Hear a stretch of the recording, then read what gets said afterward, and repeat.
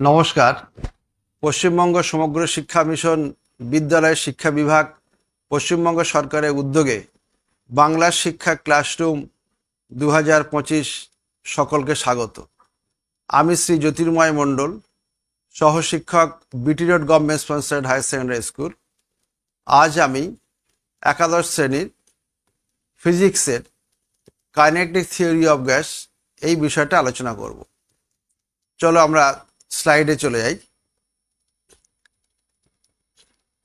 প্রথমে assumption for the kinetic theory of gases, অর্থাৎ গ্যাসের যে স্বীকার্য গতীয় তত্ত্ব সেটা আমরা একটু জেনে নিই। কি আছে না, all gases consist of molecules.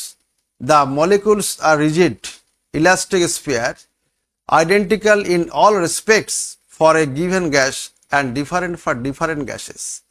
অর্থাৎ প্রত্যেকটা গ্যাসেই অসংখ্য অণুর সমন্বয়ে গঠিত হয় এবং সে অণুগুলো হয় দৃঢ়, কঠিন এবং তারা হয় গোলাকার এবং এক একটা গ্যাসের ক্ষেত্রে এক এক রকম আকার আকৃতি থাকে। নেক্সট হচ্ছে the size of molecule is negligible compared with the average distance between the molecules. অর্থাৎ এই অণুগুলোর আকার খুবই ছোট এবং এটা আমরা বিন্দুভর হিসেবে কল্পনা করতে পারি, যেহেতু দূরত্বটা অনেকটা বেশি। অর্থাৎ দুটো অণুর মধ্যে যে এভারেজ বা গড় যে দূরত্ব সেটা যেহেতু অনেকটা বেশি হয়, সেই তুলনায় অণুগুলোর আকৃতি খুবই ছোট। সেই কারণে আমরা বিন্দুভর হিসেবে কল্পনা করি। The molecules are in state of continuous random motion moving in all directions with all possible velocities. অণুগুলো পাশের ছবিতে দেখো, তারা অনবরত এলোমেলো গতিতে, এলোমেলো পথে তারা ছুটছে, র্যান্ডম মোশন আমরা যেটাকে বলি। এবং তারা কি করছে না, যে কোনো দিকে, যে কোনো বেগে, তারা সম্ভাব্য বেগে সব দিকেই তারা র্যান্ডম মোশন তাদের দেখা যাচ্ছে। এবং during the random motion the molecules collide with one another and with the walls of the vessel. During collision their velocities are changed in magnitude and direction। অর্থাৎ পাশে যে ছবিটা দেখা যাচ্ছে, দেখছো অণুগুলি একটা আবদ্ধ পাত্রে আছে এবং তাদের মধ্যে র্যান্ডম মোশন লক্ষ্য করা যাচ্ছে। এবং তারা কি করছে না, পরস্পরের সঙ্গে যেমন সংঘর্ষ হচ্ছে, সাথে সাথে পাত্রের দেয়ালের সাথেও কিন্তু ধাক্কা খাচ্ছে। ফলে তাদের বেগের মানও সবসময় পরিবর্তন হচ্ছে এবং যে কোনো দিকে কিন্তু এই ডিরেকশনটাও আছে।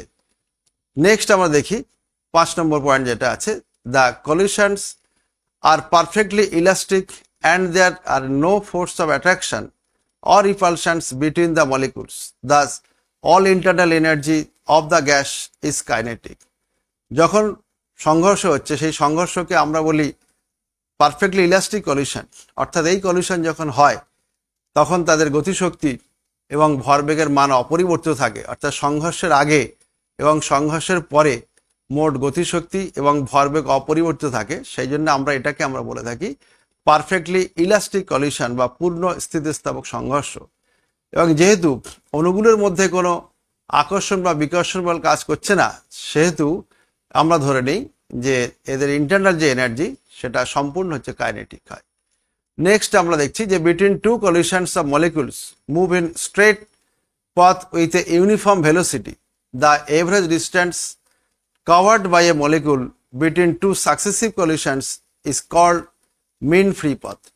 দেখো আমরা ছবি একটা দেখি, তাহলে ভালো আমরা বুঝতে পারবো যে ছবিটা আছে সেখানে কি বলছে না, between two collisions of molecule move in a straight line। অর্থাৎ এই যে অণু আছে, এখানে একটা অণু আছে, পরস্পর যে সংঘর্ষ তার মাঝের দূরত্বটা কি সরলরৈখিক, বা ঠিক তারপরে দেখো এখানে একটা সরলরৈখিক দূরত্ব, বা যে কোনো জায়গায় পরপর যে সংঘর্ষ হলো এই দূরত্ব কিন্তু সবসময় স্ট্রেট লাইন হচ্ছে। এবং এই পথটাকে আমরা ফ্রি পথ। এই যখন অনেকগুলো ফ্রি পথ যখন আছে তখন তাহলে কি একটা এভারেজ কথাটা আসবে। যদি আমি এভারেজ বা গড় করতে চাই তখন এটাকে আমরা বলে থাকি কি মিন ফ্রি পথ বা গড় মুক্ত পথ। তার মানে এখানে যে ছবিতে এরকমভাবে 1, 2, 3 এরকম গুনতে পারি, তাহলে দেখা যাবে হয়তো টোটাল 11টা কি 12টা আছে। টোটাল ডিস্টেন্স যেটা হবে সেটা আমরা যোগ করলাম, তাকে আমি কতগুলো পথ আছে এখানে 1, 2 করে গুনে আমি সেই সংখ্যা দিয়ে ভাগ করলে আমি মিন ফ্রি পথের সংখ্যাটা আমি এখানে পেয়ে যাব। তার মানে কি বোঝা গেল যে স্ট্রেট লাইন হচ্ছে দুটো সংঘর্ষের মধ্যবর্তী যে দূরত্ব থাকছে সেটা সবসময় স্ট্রেট লাইন হচ্ছে। অনেকগুলো এরকম যদি ফ্রি পথ আমরা পাই সেগুলোকে যোগ করে যখন ভাগ করব তখন আমরা মিন ফ্রি পাথের ব্যাপারটা পাবো। এবং দেখা যাবে যে এই যে কলিশন যেটা হচ্ছে বা সংঘর্ষ যেটা হচ্ছে সেটা অলমোস্ট ইনস্ট্যান্টেনিয়াস। তার মানে কি? তার মানে হচ্ছে এই সংঘর্ষ কাল খুব তাৎক্ষণিক হয়, খুব ফ্র্যাকশন অফ সেকেন্ডের মধ্যে এই সংঘর্ষটা ঘটে। 1 সেকেন্ড বা 2 সেকেন্ড কিন্তু অনেক বেশি, মানে খুবই কম সেই সময়ের মধ্যে যে সংঘর্ষটা হচ্ছে বলে তখন আমরা তাকে বলে কি ইনস্ট্যান্টেনিয়াস কলিশন বা তাৎক্ষণিক সংঘর্ষ। নেক্সট যেটা আছে যে the in spite of molecular collisions the density remains uniforms throughout the gases. অর্থাৎ যদিও বা কলিশন হলো কিন্তু এই সলিউশনের পরে কিন্তু বা সংঘর্ষের পরে কিন্তু তাদের ডেন্সিটি কোনো পরিবর্তন হচ্ছে না। নেক্সট আমরা দেখি কি the expression for pressure of an ideal gas. অর্থাৎ একটা আদর্শ গ্যাসের চাপের সমীকরণটা আমরা চেষ্টা করি কিভাবে প্রতিষ্ঠা করা যায়। একটা পাত্র আছে, এই পাত্রের মধ্যে গ্যাসের অণুগুলো আছে, খুব স্বাভাবিক এখানে X axis Y axis Z axis আছে, কারণ একটা আবদ্ধ পাত্রের মধ্যে যখন গ্যাসের অণুগুলো থাকবে যে কোনো দিকেই তারা মুভ করতে পারে, ফলে এখানে অনেকগুলো কম্পোনেন্ট থাকবে। তা আমি সেটা তার আগে আমরা দেখে নিই যে কতগুলো অণু থাকে, কীভাবে থাকে সেটা একবার বুঝি। তা আমি কী করলাম না, M equal to mass of each gas molecule. অর্থাৎ এই পাত্রের মধ্যে যে মলিকুলগুলো আছে তাদের প্রত্যেকটির ভর হচ্ছে এম, এবং টোটাল কতগুলো মলিকুল আছে না এন সংখ্যক মলিকুল আছে এই কন্টেনারের মধ্যে, টোটাল এন সংখ্যক আছে। তাহলে টোটাল তাহলে কত হবে ভর না M equal to M into N. একটার ভর যদি এম হয় তাহলে এন সংখ্যক অণুর ভর কত হবে এম ইন্টু এন, অর্থাৎ এম ইকুয়াল টু হচ্ছে mass of the gas, capital M দিয়ে প্রকাশ করলাম, সেটা হচ্ছে গ্যাসের মোট ভর। এবার ভরকে যদি আমি আয়তন দিয়ে ভাগ করি অর্থাৎ mass by volume equal to density, সেটাই করলাম, তাকে আমরা বলি কি ডেন্সিটি অফ দ্য গ্যাস, অর্থাৎ এটা হচ্ছে গ্যাসের ঘনত্ব। আবার খেয়াল করি যে এই ক্যাপিটাল এম ইকুয়াল টু কত এম ইন্টু এন, এখান দেখে আমরা মানটা বসালাম। এবার N small N equal to কি লিখছি না এন বাই ভি, তাকে আমরা বলি কি number of molecules in unit volume, অর্থাৎ একক আয়তন অণুর সংখ্যা, তাকে আবার এক কথা আমরা বলি কি নাম্বার ডেন্সিটি অফ গ্যাস। তাহলে স্মল এন যেটা আছে তাকে আমরা বললাম কি নাম্বার ডেন্সিটি অফ গ্যাস। এবার আমি একটু সংক্ষেপে করি, অনেকটা বড় হবে, তাহলে শেষ পর্যন্ত আমরা যে চাপের যে ইকুয়েশন যেটা পাবো সেটা পি ইকুয়াল টু হবে 1/3 রো সি স্কোয়ার, এবং এই রো ইকুয়াল টু কত হয় এম ইন্টু এন। তাহলে পাশে যে লিখলাম যে যেহেতু rho equal to M into N, তার মানে 1/3 এম এন সি স্কোয়ার, এটা হচ্ছে চাপের রাশিমালা। আবার আমি এই ইকুয়েশন থেকে সি এর মানটা পেতাম, তাহলে সি স্কোয়ার সমান কত হবে 3p বাই রো, রুট করলে সি ইকুয়াল টু হবে রুট 3p বাই রো। অর্থাৎ এই যে সি যেটা হয় সেটাকে আমরা বলি আরএমএস স্পিড বলা হয়, তাই জন্য বলা হচ্ছে so from this measured value we can get estimate the RMS speed C of the molecules. এখান থেকে আমরা এই সি এর যে মানটা বা ভেলোসিটি যেটা পেলাম সেটা হচ্ছে আরএমএস বেগ অণুগুলোর কত হয় তার রাশিমালা আমরা এখান থেকে বা মানটা আমরা এই সূত্র অনুসারে বা সমীকরণ দিয়ে আমরা পাবো। নেক্সট আমরা দেখি যে যখন একটা পাত্রের মধ্যে যখন গ্যাসের অণুগুলো যখন থাকে তখন কি কি বেগ হতে পারে তার একটা নিয়ম আছে। তা আমরা সাধারণত দেখছি যে মিন ভেলোসিটি হতে পারে, মিন স্কোয়ার ভেলোসিটি হতে পারে, বা রুট মিন স্কোয়ার ভেলোসিটি, যেটাকে আমরা এক কথায় বলেছিলাম যে আরএমএস ভেলোসিটি, সেইগুলো কেমন কেমন হয় সেটা একবার দেখা যাক। তা আমি ধরলাম কি যে পাত্রের মধ্যে টোটাল এন সংখ্যক অণু আছে, টোটাল এই ক্যাপিটাল এন যেটা আছে the N with the number of molecules of a gas is in closed container, অর্থাৎ আবদ্ধ পাত্রের মধ্যে এন সংখ্যক অণু আছে। এক একটা অণুগুলোর ভেলোসিটি এক এক রকম আছে। এর আগে আমি বলেছিলাম যে ভেলোসিটির মান সবার ক্ষেত্রে একরকম থাকবে না, ডিফারেন্ট ভেলোসিটি থাকবে, ডিফারেন্ট ডিরেকশন থাকবে, ফলে এক একটা অণুর ক্ষেত্রে ডিরেকশন এক এক রকম হচ্ছে আফটার কলিশন, বা ভেলোসিটির যে ম্যাগনিটিউড থাকবে সেটা আফটার কলিশনে তার এক এক রকম ম্যাগনিটিউড হতে পারে। তা এখানে আমি কি করলাম যে ধরো প্রথম যে অণুটা আছে দ্বিতীয় অণু এন সংখ্যক অণু থাকতে পারে, প্রথম অণুটা বেগ কত আছে C1, তারপরটা C2, এরকম C3, পরপর আমি যদি আসি এন সংখ্যক অণুর ক্ষেত্রে তাহলে সেক্ষেত্রে কত হবে Cn। তাহলে অনেকগুলো অণু যখন হলো, এবার কতগুলো অণু হচ্ছে না টোটাল আমি এন সংখ্যক মলিকুলস বলেছিলাম, তাহলে আমি যদি ভাগ করি অর্থাৎ বেগগুলোকে যোগ করলাম ফার্স্টে C1 plus C2 plus C3 total দিয়ে Cn, তাকে টোটাল নাম্বার অফ মলিকুলস দিয়ে ভাগ করলাম, তাহলে আমার হবে কি মিন ভেলোসিটি বা গড় বেগ। এইবার মিন স্কোয়ার ভেলোসিটি মানে কি স্কোয়ার, এই যে স্কোয়ার কথাটা এলো তার মানে বর্গ করব, অর্থাৎ প্রত্যেকটা অণুকে এবার বেগ যেটা আছে তাকে বর্গ করলাম, অর্থাৎ সিটা হয়ে গেল C1 স্কোয়ার বা C2 হবে C2 স্কোয়ার, এরকমভাবে পরপর যদি আসি তাহলে আমার এরকম একটা সমীকরণ দাঁড়াবে। তাকে আবার আমি টোটাল নাম্বার অফ মলিকুল দিয়ে ভাগ করলে আমার বেরোবে মিন square velocity.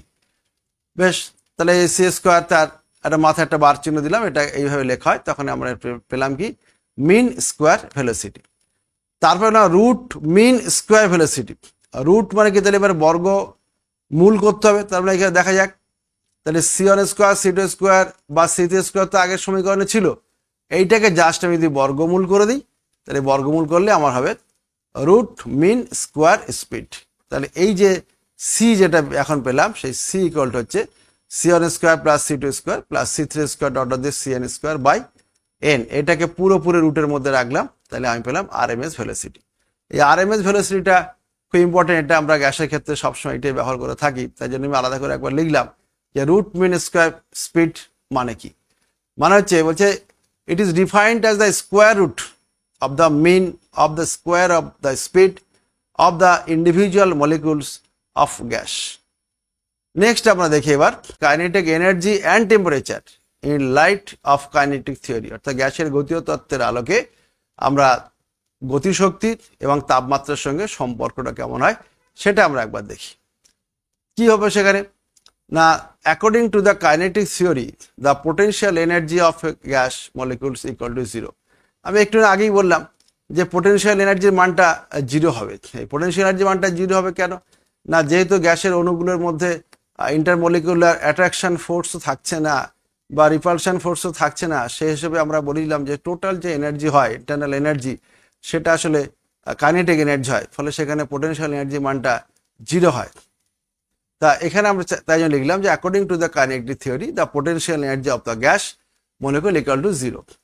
The entire energy of the gas comes from the kinetic energy of the molecules. This is called the internal energy of the gas. সেটাই বললাম যে টোটাল যে এনার্জি হয় সেটা হচ্ছে কাইনেটিক এনার্জি হিসেবে হবে, এবং যাকে আমরা বলবো যে টোটাল যে ইন্টারনাল এনার্জি গ্যাসের ক্ষেত্রে সেটাই আমরা কাইনেটিক এনার্জি দিয়েই ক্যালকুলেশন করব।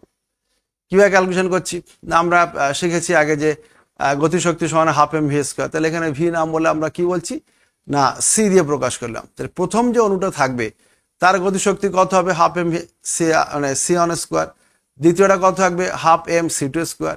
তাহলে এখানে সবগুলো ক্ষেত্রে কিন্তু এম এর মান একই আছে, কেন না এম হচ্ছে মাস অফ ইচ মলিকুল, প্রত্যেকটা মলিকুলের ভর একই রকম আছে, যেহেতু একটা নির্দিষ্ট গ্যাসের কথা বলা হলো তাহলে মাসটা একই রকম থাকছে। তাহলে half m C1 square plus half m C2 square plus half m C1 square, এরকম পরপর যাচ্ছে।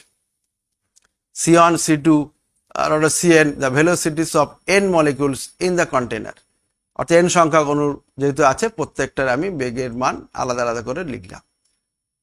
তাহলে এখান থেকে m কমন যাবে, হাফ m কমন গেলে কি থাকবে না C1 square plus C2 square plus dot dot Cn square. এখান থেকে n দিয়ে উপর নিচে আমি একটা গুণ করলাম, নিচে একটা ভাগ করলাম, কোনো অসুবিধা নেই। তাহলে এই যে হাফ এম এন, তাহলে এম এন মানে কি, এম এন মানে হচ্ছে এম ক্যাপিটাল এম অর্থাৎ মাস অফ দ্য গ্যাস। কারণ প্রথমে আমি বলিলাম যে এক একটা ভর হচ্ছে এম হয়, এক একটা অণুর ভর যদি এম হয় আর টোটাল অণুর সংখ্যা হলো n, total mass m equal to হবে এম ইন্টু এন। ফলে আমার এখানে কি করলাম যে half m n into C1 square plus C2 square plus C1 square by n. এছাড়াও আমরা এটাও লিখতে পারি যে সি ইকুয়াল টু অর্থাৎ আরএমএস যে ভেলোসিটি ছিল, আরএমএস স্পিড যেটা ছিল সেটা আমরা কি বলি রুট দিয়ে প্রকাশ করেছিলাম, এর আগে একটু বললাম। সেই সমীকরণে বসাই তাহলে হাফ এম সি স্কোয়ার, কারণ এখানে সি স্কোয়ার কেন বলছে, তা আগেরটা আমি দেখলাম যে আরএমএস স্পিড ছিল এটা, তাহলে দুই দিকে বর্গ করে দিলে আমার কথা করে সি স্কোয়ার চলে আসবে। তাহলে half M 3p by rho, কেন 3p বাই রো না সি স্কোয়ার ইকুয়াল টু কত হয় 3p বাই রো, এখানে আমি সি স্কোয়ার জায়গায় 3p বাই রো লিখলাম। এখানে দেখো 3/2টা আগে চলে এলো, 3/2 হয়ে গেল। আর এম বাই রো অর্থাৎ ভর বাই ঘনত্ব সেটা সমান কি আয়তন, অর্থাৎ এই ভি এর মানটা এখানে পেয়ে গেলাম, তার মানে ইউ ইকুয়াল টু হবে 3/2 PV।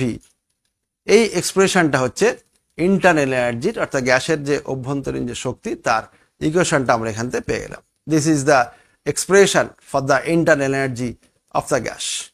এবার আমরা জানি কি যে এক অণুর গ্যাসের ক্ষেত্রে মানে যেটা হয় আইডেল যে গ্যাস সেটা সমান আমরা জানি যে পিভি ইকুয়াল টু যেহেতু আরটি হয় তার মানে ইউ এর মানটা পেয়ে গেলাম কত 3/2 আরটি। কারণ এর আগে আমরা দেখেছিলাম যে ইউ ইকুয়াল টু হবে 3/2 পিভি। তাহলে আমরা এখানে দেখে নিই একবার, এখানে আমি এই পিভি যেটা আছে এই পিভি এর জায়গায় আমি শুধু আরটির মানটা বসালাম, অর্থাৎ 1 নম্বর সমীকরণে ইউ এর মানটা যদি বসাই তাহলে আমরা পাচ্ছি কত, যে ইউ ইকুয়াল টু 3/2 আরটি।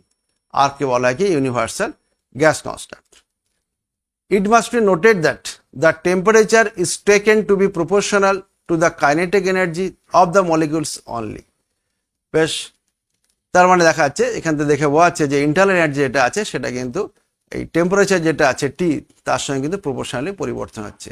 অর্থাৎ temperature is taken to be proportional to the kinetic energy of the molecules only.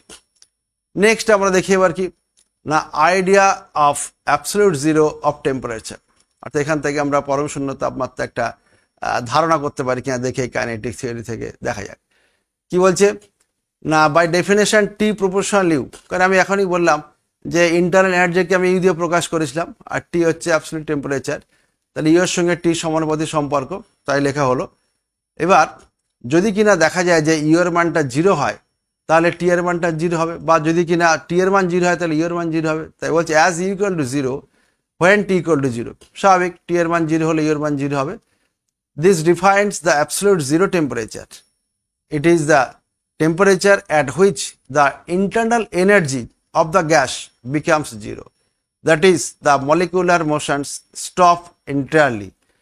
অর্থাৎ টি এর মান যদি 0 হয় তাহলে আমরা ইউ এর মান আমরা এখান থেকে 0 পাচ্ছি, তার মানে কি এখানে অ্যাবসলিউট জিরো যেটা সে মানটা পেয়ে গেলাম।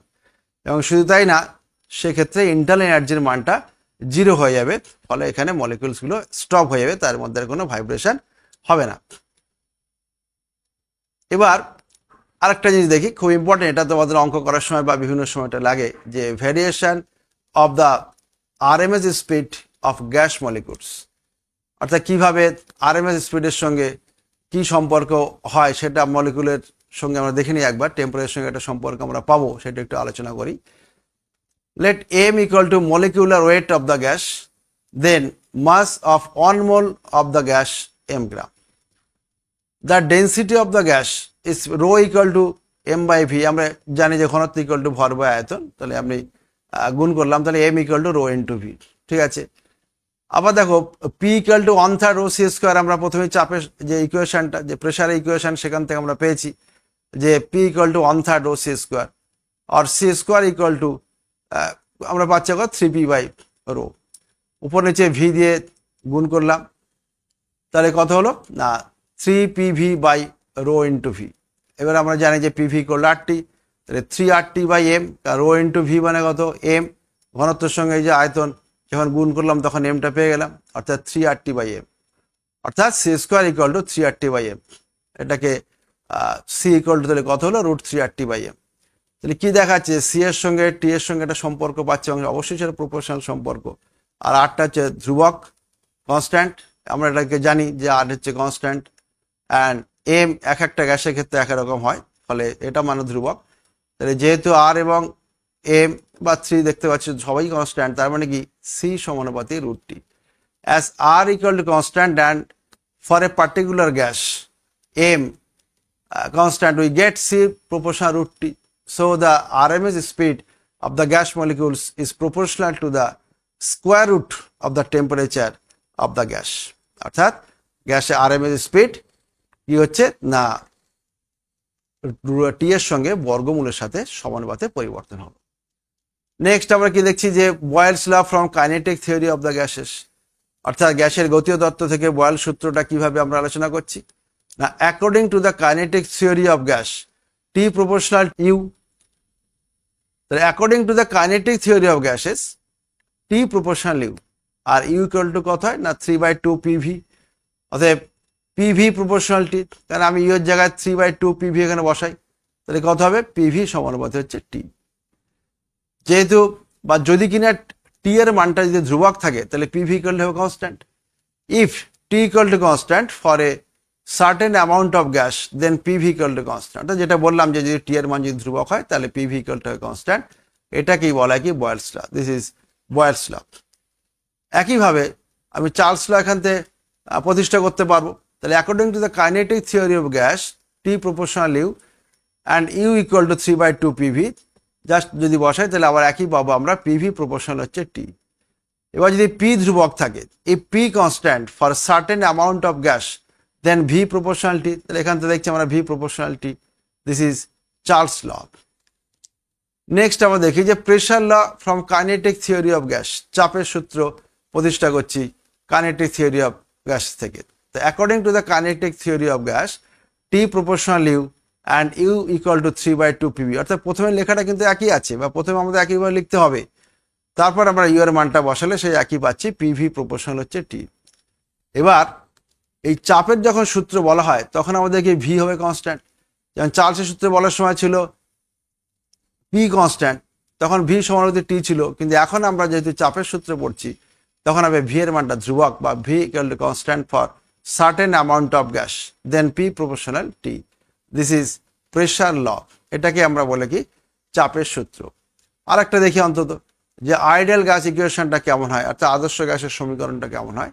গ্যাসের গতীয় তত্ত্ব থেকে কিন্তু আমরা দেখছি যে according to the kinetic theory of gas T proportional U and U equal to 3/2 PV. এবার এখানে মান বসাই, তাহলে পিভি সমানুপাতিক টি, ইউর জায়গায় যখন মান বসাবো তখন পিভি সমানুপাতিক T, and PV equal to KT, এখানটার প্রপোর্শনাল চিহ্ন ছিল, তাহলে আমরা যদি সমান চিহ্ন লিখি তাহলে ধ্রুবক সংখ্যা দিয়ে গুণ করতে, এটা আমরা জানি। Where K is constant for 1 mole of an ideal gas, the constant K is called the universal gas constant and denoted by R। অর্থাৎ যদি কিনা 1 মোল গ্যাসের ক্ষেত্রে, আদর্শ গ্যাসের ক্ষেত্রে কে এর মানটা হয়ে যায় কত, আর দিয়ে প্রকাশ করতে পারি, অর্থাৎ পিভি ইকুয়াল হবে আর টি। সো পিভি সমান কেটি বা PV equal to R T, PV equal to R T লিখলাম। এটাই হচ্ছে কি আইডিয়াল গ্যাসের সমীকরণ for 1 mole of ideal gas, অর্থাৎ 1 মোল আদর্শ গ্যাসের ক্ষেত্রে গ্যাসের সমীকরণটা হয় পিভি ইকুয়াল টু আরটি।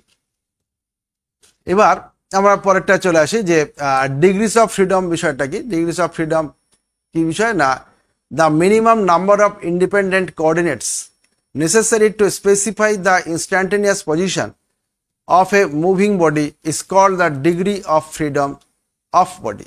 অর্থাৎ কোনো একটা মুভিং বডির তাৎক্ষণিক একটা পজিশনকে প্রকাশ করতে গেলে মিনিমাম যে কটা স্থানাঙ্ক প্রয়োজন হয়, অর্থাৎ স্বতন্ত্র যে কটা কোঅর্ডিনেটের প্রয়োজন হয়, তাকে আমরা বলি ডিগ্রিস অফ ফ্রিডম। অর্থাৎ এটা একটা সংখ্যা যেটা মুভিং বডির যে কোনো সময় একটা পজিশনকে যদি আমরা বর্ণনা করতে চাই, অবস্থানকে জানতে চাই, তাহলে কতগুলো স্বতন্ত্র আমার কোঅর্ডিনেট দরকার, সেই মিনিমাম যে সংখ্যা, সেই সংখ্যাটা দিয়ে আমরা ডিগ্রিস অফ ফ্রিডমটাকে প্রকাশ করি।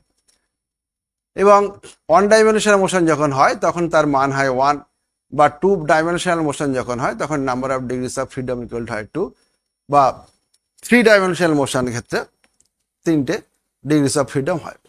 The number of degrees of freedom of an ideal gas molecule equal to 3।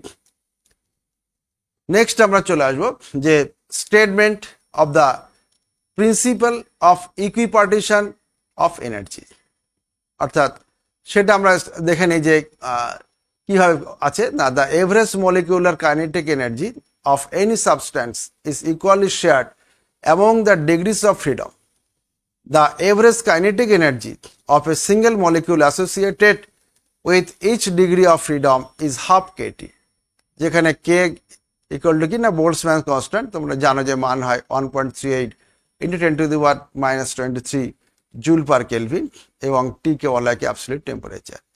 এটাকে আমরা বলি কি যে স্টেটমেন্ট, যেটা মানে ইকুইপার্টিশন এনার্জি যে স্টেটমেন্ট, সেই স্টেটমেন্টটা আমরা দেখলাম যে প্রত্যেকটা ক্ষেত্রে এক একটা অনুর ক্ষেত্রে মানটা কত হচ্ছে 1/2 কেটি।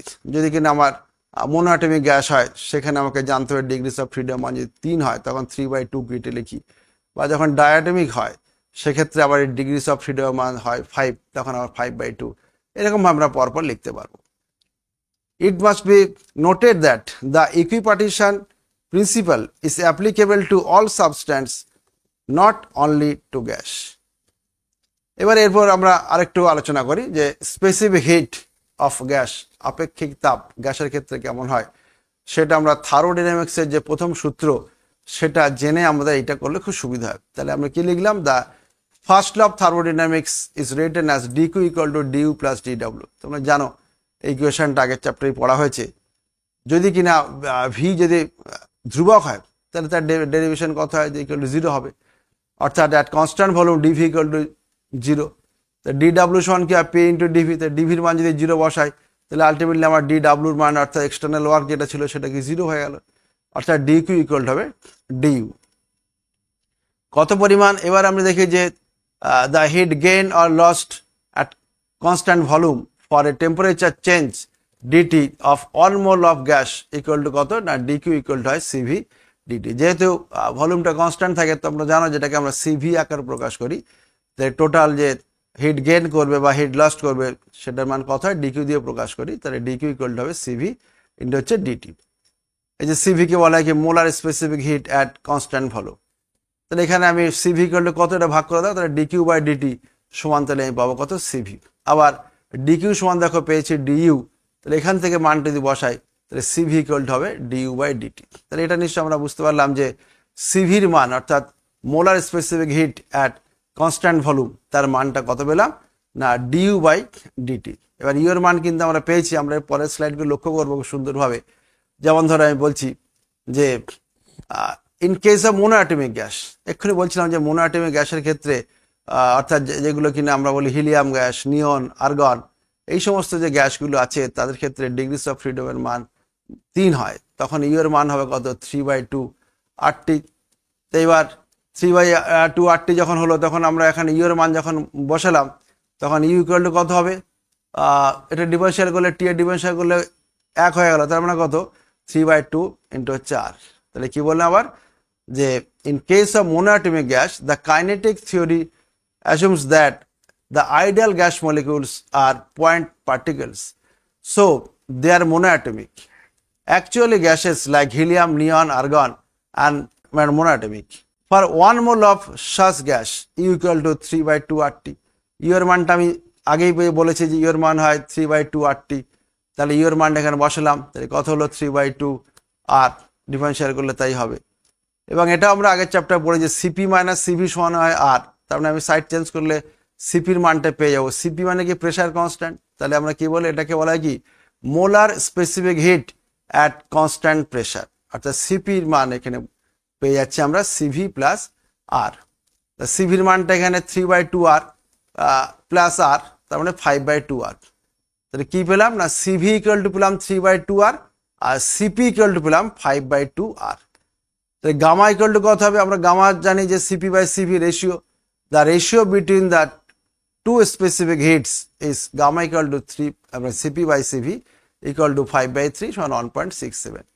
এই যে গামার যে মানটা আমরা পেলাম 1.67, এটা কি না, the value tallies with experimentally determined values of gamma in case of helium neon। অর্থাৎ হিলিয়াম নিয়ন যে গ্যাসগুলো আছে যাকে আমরা বলি মোনোঅ্যাটমিক গ্যাস, তাদের ক্ষেত্রে গামার মানটা এক্সপেরিমেন্টালি কিন্তু আমরা এই 1.67 যেটা সেই মানের সঙ্গে ট্যালি করলে একই রকমই আসে। তাহলে এখানে আমরা ইন কেস অফ মোনোঅ্যাটমিক গ্যাসের ক্ষেত্রে গামার মানটা দেখলাম। একইভাবে যদি আমি ডায়াটমিক গ্যাসের ক্ষেত্রে আসি তো সেক্ষেত্রে ডিগ্রিস অফ ফ্রিডমের মানটা কত হয় 5। অতএব 1 মোল গ্যাসের ক্ষেত্রে ইউর মানটা কত হচ্ছে 5/2 ইন্টু RT। ঠিক একইভাবে এটাকে আমি ডিফারেন্সিয়াল করলাম ডিউ বাই ডিটি, তাহলে 5/2 আর, এখানে টিটা থাকবে না তখন 5/2 আর হবে। অর্থাৎ এখানে সিভির মানটা পেয়ে গেলাম, বা সিপির মানটাও আমরা ক্যালকুলেশন করে কত পাবো না, সিপি ইকুয়াল টু হয় সিভি প্লাস আর, এই মানটাকে বসিয়ে যোগ করলে হবে 7/2 আর। অর্থাৎ gamma equal to CP by CV হলে 7/5 ইকুয়াল টু 1.4। এটাও ঠিক তাই, the value of gamma is also supported by experiments. Experimental যে ভ্যালু থাকে গামার মান ফর ডায়াটমিক গ্যাসের ক্ষেত্রে সেই 1.4 তার সঙ্গে কিন্তু মিলে যায়। ঠিক একই রকমভাবে যদি আমি নেক্সট আমি আরেকটা চেষ্টা করি যে জেনারেল কেস আমি ভাবি যে ডায়াটমিক হতে পারে বা দেখা যাচ্ছে মোনোঅ্যাটমিক হতে পারে, এমনকি হতে পারে যে ওজনের ক্ষেত্রে সেটা তো O3 হয়। তো এরকম যদি আরও এগিয়ে যায় তাহলে আমি মানগুলো ক্যালকুলেশন করে পাবো। তো এবার আমি কি করলাম যে ইন জেনারেল একটা কেস লিখি, যদি কিনা এফটা হয় number of degrees of freedom, তার সেক্ষেত্রে আইডিয়াল গ্যাসের ক্ষেত্রে সিভি ইকুয়াল টু হবে F/2 ইন্টু আর, বা সিপি ইকুয়াল টু কত F/2 ইন্টু আর প্লাস আর, কারণ একটুখানি আগে আমরা দেখছিলাম যে সিপি ইকুয়াল টু কত হয় সিভি প্লাস আর। অর্থাৎ এখান থেকে আমি হিসেব করে একটা সম্পর্ক পেয়ে গেলাম গামা এবং এফ এর মধ্যে। অর্থাৎ gamma equal to CP by CV, মান বসালে দেখা যাচ্ছে গামা সমান কত হবে 1 + 2/f। এটা ভেরি ভেরি ইম্পর্টেন্ট একটা রিলেশন। এই সূত্র দিয়ে অঙ্ক 1 নম্বর বা 2 নম্বর ছোট ছোট প্রশ্ন আসতে পারে। তাহলে ইন জেনারেল কেসটা আমরা জেনে গেলাম। এবার আমি যদি এখানে মোনোঅ্যাটমিক গ্যাসের ক্ষেত্রে লিখি ডিগ্রিস অফ ফ্রিডম মান কত, তাহলে পেয়ে যাবো গামার মানটা কত হবে। ডায়াটমিক যদি ডিগ্রিস অফ ফ্রিডম মানটা জানি, তাহলে এফ এর মানটা বসালে আমি এখান থেকে গামার মান পেয়ে যাবো। অর্থাৎ ইন জেনারেল আমাদের এই কেসটা মনে রাখলেও কিন্তু এক কথা আমরা উত্তর করতে পারবো। এবার আমি কয়েকটা প্রশ্ন একটু আলোচনা করি। যে যেমন প্রথম যে প্রশ্নটা আছে যে what type of motion is associated with the molecules of gases. তা সেক্ষেত্রে কেমন হয়, যে কোন টাইপের মোশনটা হয় না মলিকুল গ্যাসের ক্ষেত্রে আমরা সবাই জানি যে সেটা সাধারণত ব্রাউনিয়ান মোশনই হয়, সেটাই উত্তর হবে। খুব ছোট্ট একটা প্রশ্ন। সেকেন্ড দেখা যাক কি হয়, এটা আমরা এত সময় কিন্তু পড়লাম, আশা করি সবাই পারবে। On which factors does the average kinetic energy of a gas molecules depend? Nature of the gas, temperature and volume. অর্থাৎ kinetic energy of the gas কার উপর ডিপেন্ড করছে দেখা যাক। যে তিনটে অপশন আছে মোটামুটি দেখছি, nature of the gas, temperature and volume. খুব সোজা আছে যে the average kinetic energy of a gas molecule depends only on the absolute temperature of the gas and is directly proportional to it. কারণ এক্ষুনি আমরা সমীকরণগুলো দেখেছি যে কাইনেটিক এনার্জি যে মানটা হয় সেই মানটা কত হয় না, ইকুয়াল টু হচ্ছিল 3/2 RT। তাহলে 3/2 RT যদি হয় তাহলে টি এর সঙ্গে এর সঙ্গে প্রপোর্শনাল সম্পর্ক। অতএব কাইনেটিক এনার্জি কার উপর ডিপেন্ড করছে না নেচার অফ দ্য গ্যাস, না টেম্পারেচার, না ভলিউম, অনলি টেম্পারেচার বসে ডিপেন্ড করছে। থার্ড একটা প্রবলেম বলছে for an ideal gas the internal energy can only be translation kinetic energy. Explain করতে হবে এটা। অর্থাৎ একটা আইডিয়াল গ্যাসের ক্ষেত্রে যে ইন্টারনাল এনার্জি হয় সে শুধুমাত্র কি কাইনেটিক এনার্জি?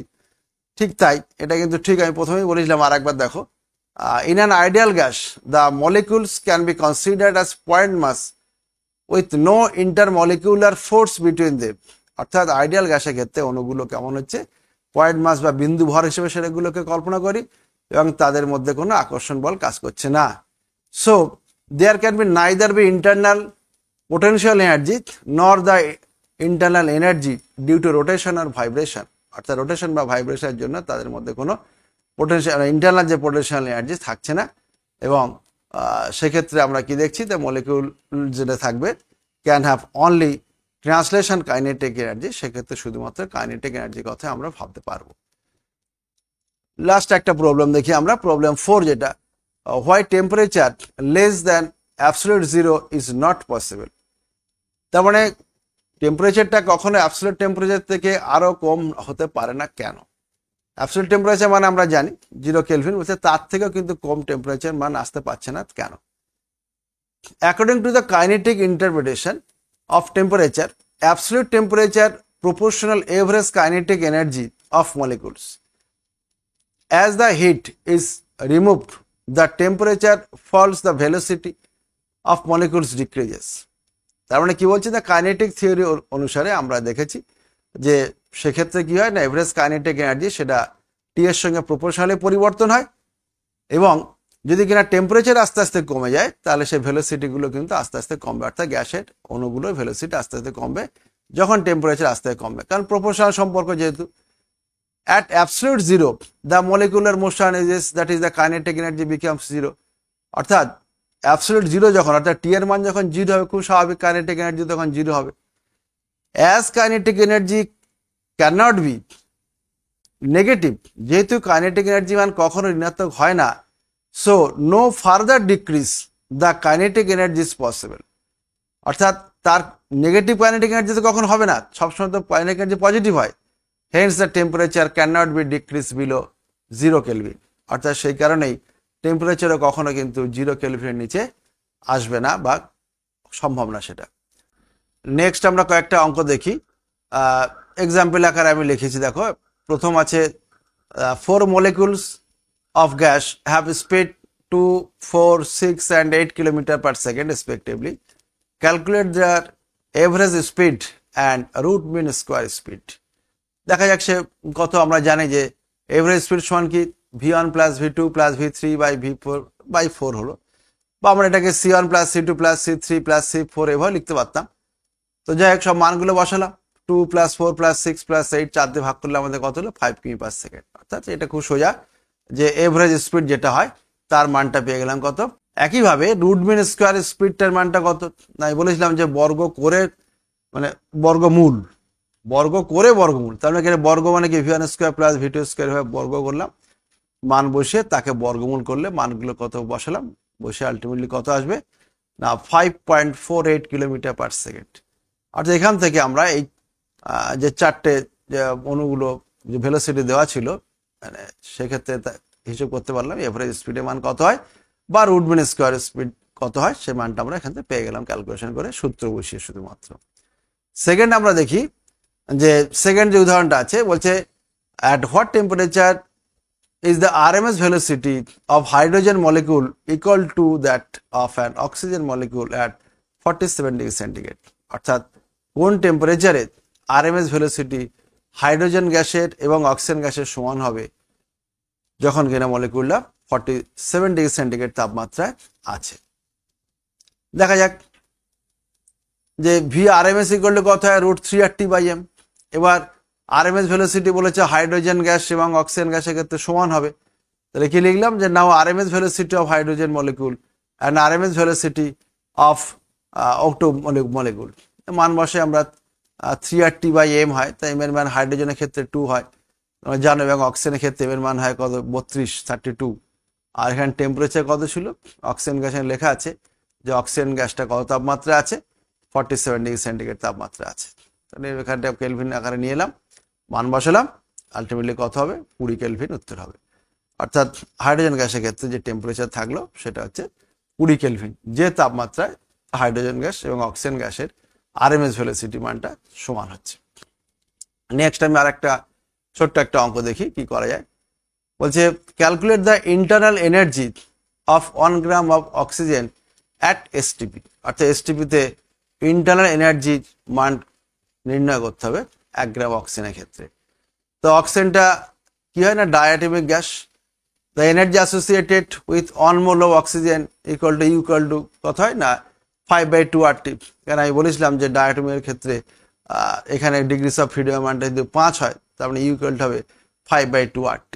খুব সোজা মানগুলো আমি বসাই দিই, internal energy of oxygen gas হলো ইউ এর মান পেয়ে গেলাম, এখান থেকে আমরা মানগুলো পাই 1/32 হলো 1/32 ইন্টু 5/2 ইন্টু হচ্ছে RT। আর নেক্সট আমরা আর এর মানটা বসালাম, টি এর মানটা বসালাম, বসিয়ে ক্যালকুলেশন করলাম 177.2 জুল উত্তর আমরা এখান থেকে পেয়ে গেলাম। আর একটাই আমরা প্রবলেম দেখব যে এটা একটা অঙ্ক দেখি কেমন আছে, যে 1 মোল অফ আইডিয়াল মোনোঅ্যাটমিক গ্যাস যার গামার মান আছে 5/3 তার সঙ্গে মিক্সড করছে কি না with 1 mole of diatomic gas যার gamma equal to 7/5, what is the value of gamma of the mixture. অর্থাৎ একটা মোনোঅ্যাটমিক গ্যাস এবং একটা ডায়াটমিক গ্যাস আছে দেখছি 1 মোল করে, এই দুটো গ্যাসকে যখন মিশিয়ে দেওয়া হলো সেক্ষেত্রে এই মিশ্রণের গামার মানটা কত সেটা আমাকে হিসেব করে বের করতে হবে। তা গামা ইকুয়াল টু কত CP/CV, তাহলে আমি আগে টোটাল সিপির মানটা বের করব, তারপর টোটাল সিভির মানটা বের করব, তাহলে আমি ওখানে গামা সমান CP/CV মানটা একবারেই পেয়ে যাব। দেখা যাক মোনোঅ্যাটমিক গ্যাসের ক্ষেত্রে কথা আমরা জানি যে CV ইকুয়াল টু হয় কত 3/2R, আর ডায়াটমিক গ্যাসের ক্ষেত্রে কিন্তু হয় 5/2R। এই ক্যালকুলেশনটা আমরা আগে দেখিয়েছি, ওটা আমাদের লিখতে সুবিধা হলো যে মোনোঅ্যাটমিক গ্যাসের ক্ষেত্রে হচ্ছে 3/2R, ডায়াটমিক গ্যাসের ক্ষেত্রে 5/2R, তাহলে যোগ করলে কত 4R। এটা হচ্ছে সিভির মান, মিশ্রণের সিভি হচ্ছে এটা। একইভাবে যদি সিপির মানটা আমরা হিসাব করি সেক্ষেত্রে হবে কত 5/2R, আর ডায়াটমিক গ্যাসের ক্ষেত্রে 7/2R, যোগ করলে হবে 6R। অর্থাৎ এখান থেকে গামার মানটা হিসাব করি তাহলে কত হবে না CP/CV অর্থাৎ 6R/4R ইকুয়াল হবে 3/2। এইভাবে আমরা ছোট ছোট প্রবলেমগুলো দেখলাম। এবার আশা করি তোমরা সবগুলো যে সমস্যাগুলো আসবে সেগুলো তোমরা করতে পারবে, এবং যদি এই আমাদের সিলেবাসের মধ্যে যেগুলো আছে সেগুলো আমি একটু আলোচনা করে দিলাম, সামনে পরীক্ষা আছে, তোমরা চাপের সমীকরণটা একটু ভালোভাবে করবে, প্রতিষ্ঠা করতে বলতে পারে, আমি খুব সংক্ষেপে চাপের সমীকরণটা দেখিয়েছি, তোমরা ক্যালকুলেশনটাও দেখে রাখবে।